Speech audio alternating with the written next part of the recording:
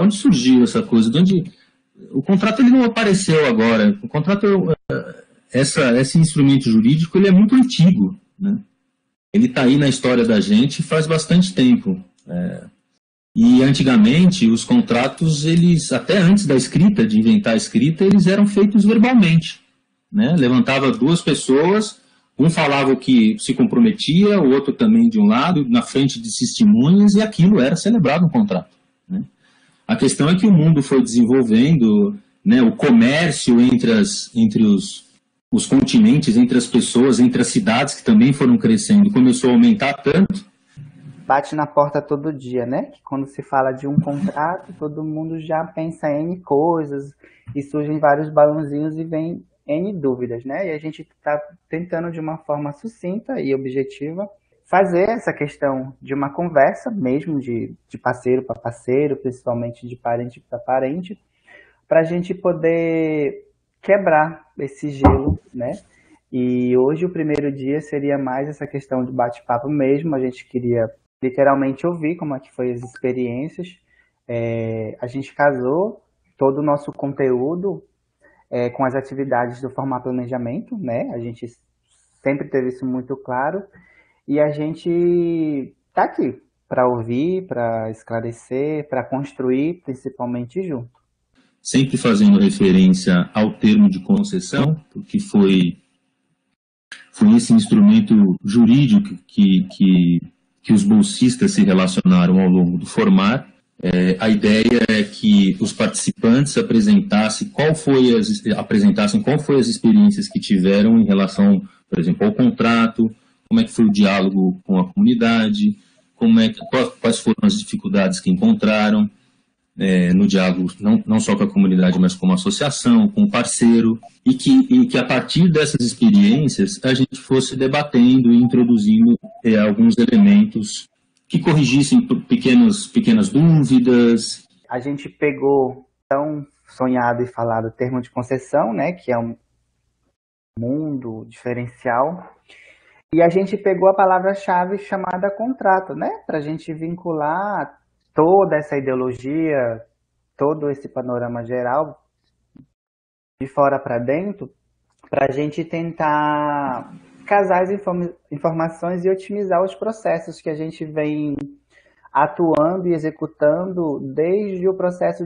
da criação, né, de uma associação, né, para a gente poder entender melhor esse mundo.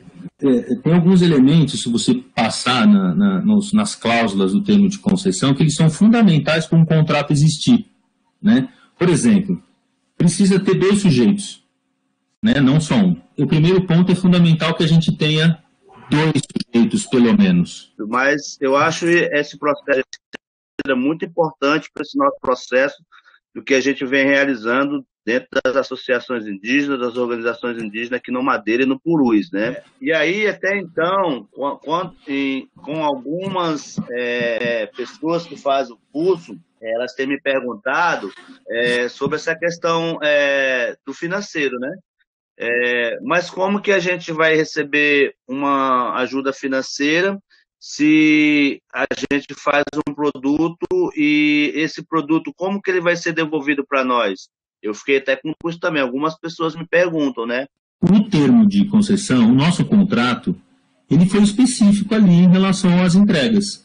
Se ele não era claro ou explícito que a gente tinha que fazer uma entrega lá no final do ciclo todo, é porque não era necessário dentro desse contrato, né? O importante era que fosse didático, que vocês entendessem como é que funcionava esse negócio, entendeu? Mas isso tudo faz parte justamente dessa discussão.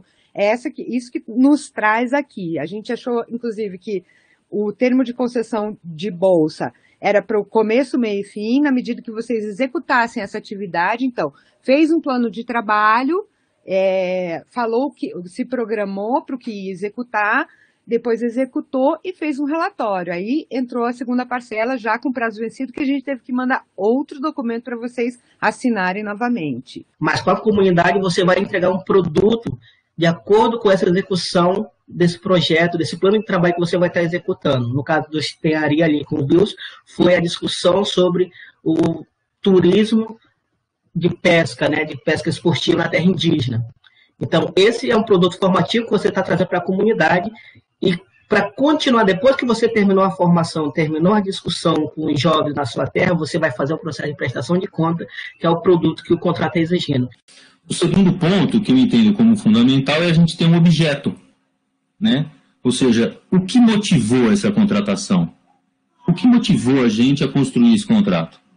Né? No caso do termo de concessão, foi a aplicação das bolsas, a participação nas aulas, no formar, e o recebimento das bolsas a partir da execução do plano de trabalho. Isso foi o nosso objeto. E ele precisa ser lícito, eu não posso estar cometendo nenhuma ilicitude dentro do objeto de um contrato. A gente conseguiu explicar, as pessoas assinam, eu acho que muitas vezes é visto como uma coisa só para assinar, as pessoas não leem os termos do termo, e eu acho que eu gostaria de colocar isso aqui para a gente refletir também, né? Porque às vezes é isso, né? Isso dá na vida cotidiana de todo mundo. Assina aqui, tá letra pequena, e de repente a pessoa não, depois é que fala, olha, eu assinei isso aqui, mas então agora tem essa situação que estava previsto, e aí? Mas a gente também tem que tomar para si que a gente tem que, querendo ou não, muitas cláusulas ou várias páginas, a gente tem que ter um olhar sensível para a gente praticar a leitura. Porque ali estão informações pessoais nossas, endereço, nome, RG e CPF. Se tratando de um grande projeto, a gente tem que ter todo um cuidado para a gente poder estar olhando o passo a passo, quais são os encaminhamentos.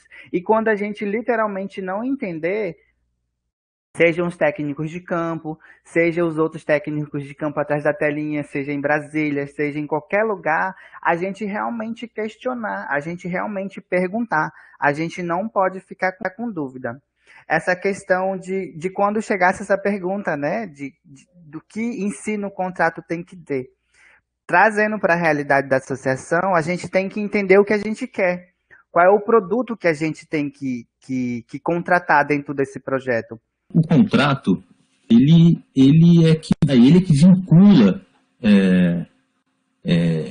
duas pessoas, duas entidades, né? E ali a gente consegue identificar as obrigações de cada um dentro dessa relação. O contrato ele é um documento de consulta, né, para todas as pessoas que estão envolvidas na execução ou de um projeto ou de uma atividade.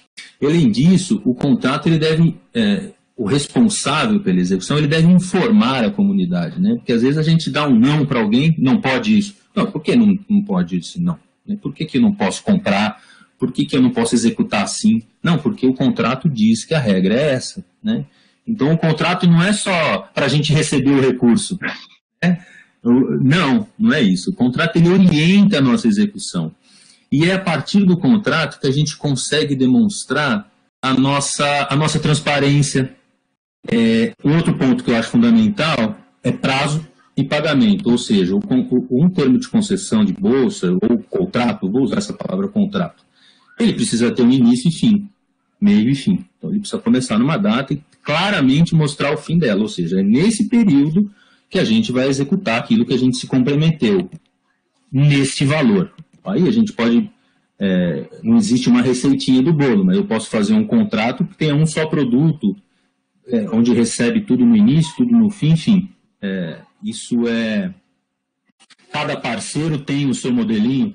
Eu preciso definir o prazo muito bem feito, com a data correta, porque senão o contrato vira nulo. Quando você assina um contrato, você tem compromissos, que seja com o casamento, que seja com o parente, que seja com o próprio grupo. Por isso que é importante que, quando firmarmos um contrato, esse diálogo ele precisa ser muito aberto junto ao grupo, porque é um compromisso que vocês precisam, que vocês assumiram e vocês vão ter que prestar contas. E a outra questão é a seguinte, são as penalidades. Eu vou apoiar R$4.000, mas você vai entregar o quê? Então, vamos pensar num contrato de prestação de serviço. Eu vou contratar a Isabelle para fazer uma pesquisa, por exemplo. Né? E se ela não me entregar a pesquisa? Como é que fica? Né? É super importante, porque é muito fácil você receber um contrato e assinar. Isso que o Marcelo falou é super legal. Eu não só tenho que assinar, eu tenho que ler o que eu estou assinando. Eu tenho que eu tenho que saber se está me contemplando, se está dentro do que a gente conversou. Porque para firmar um contrato, existe um diálogo, existe um planejamento. Uma das regrinhas dentro do termo de concessão, a primeira parcela X só vai ser quando me apresentarem um plano de trabalho. Então, foi acordado verbalmente, né? Então, para chegar a essa questão da afirmação do contrato, eu tive que corresponder a uma obrigação verbal. Eu vejo que esse formaplanejamento seria uma continuação, né, das formações que as associações têm desde de 2017, né? E, especialmente, esse formaplanejamento, eles tiveram essa oportunidade, né, de executarem uma ação que eles planejaram, né, desde do planejamento até prestação de conta. A gente tem em mente que uma atividade ela não acaba quando executa nas aldeias, né? Uma atividade acaba com a prestação de conta, né? Tudo prestado conta, as notas fiscais, os relatórios, né? Essa foi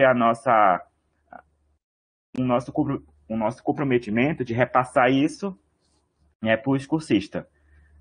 Foi mais ou menos essa trajetória que o IEB daqui de Humaitá apoiou, né, aos cursistas do formaplanejamento. Então, o contrato, geralmente, ele prevê penalidades, punições.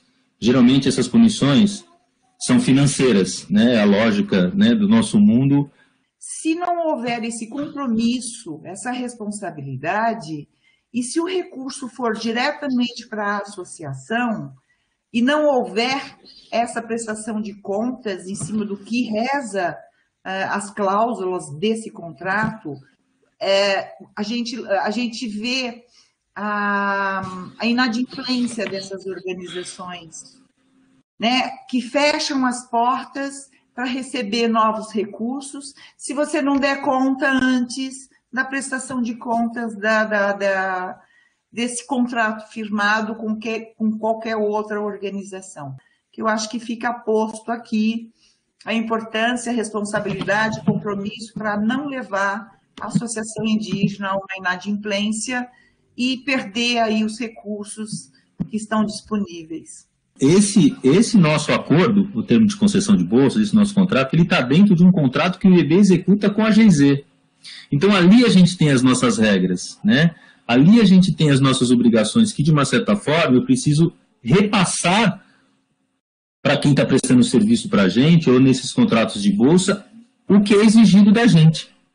Que eu me entendi, assinei o contrato, que eu me entendi como professor, a minha prestação de conta era o quê? Saber transitar nesses dois mundos, onde a língua materna é o português, mas não perder a essência do tupi-caguarriva, que é a minha língua materna. Então, o meu contrato, além de estar no mundo não indígena, mas permanecer no meu mundo e disseminar a informação dentro da minha língua materna. E assim tem vários exemplos. Eu preciso avaliar a capacidade das partes, né, em executar o contrato, né? Eu não posso contratar um contador para fazer o trabalho de um engenheiro florestal, nem o contrário. Então, a gente precisa definir corretamente o profissional também, porque senão a gente pode tornar o contrato nulo. A gente trouxe aqui que existem vários exemplos, vários modelos, vários tipos de contratos, né? Eles podem ser bilateral entre uma pessoa e outra, pode ser pode ser 3 participantes, 4, 5, enfim. Enfim, tem vários modelos, eu vou até citar uns aqui, só para vocês ficarem com o nomezinho na orelha, na cabeça, na verdade. Que o contrato ele pode ser oneroso ou gratuito, pode ser aleatório, formal ou informal, consensual, pode ser um contrato paritário por adesão, ou seja, a gente tem uma quantidade muito grande de contratos, mas no limite eles obedecem aquelas regrinhas de sujeito, objeto, prazo, penalidades. Assim, essa dinâmica da gente trazer a participação dos bolsistas, ela vai obedecer à lógica dos 3 dias. Então, a ideia é que a gente sempre, para iniciar a aula, a gente traga um resumo da aula anterior, né? Então, na aula 2, trazer um resumo do que a gente discutiu sobre os contratos. Na aula 3, trazer um pouquinho do que a gente discutiu no planejamento. na aula 4, trazer um pouquinho sobre os temas que a gente tratou nas compras e contratações.